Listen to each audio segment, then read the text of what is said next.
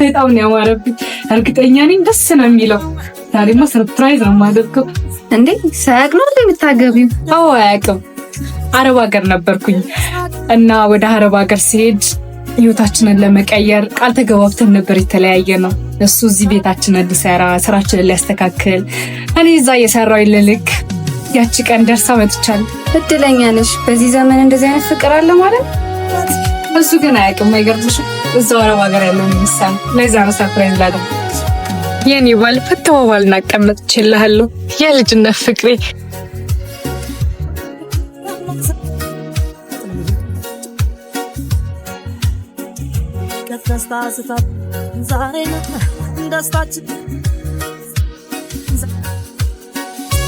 አቤት ፍቅር የለም እንዴ? ፍቅር ማለቴ የሚኪ ቤት አይደለም እንዴ? የሚኪ ቤት ነው። ባለቤቱ ነኝ። ባለቤቱ? አዎ። ፍቅር ቆየሽ እኮ የባባ ትምህርት። እሺ አባዬ ባባዬ መጣ።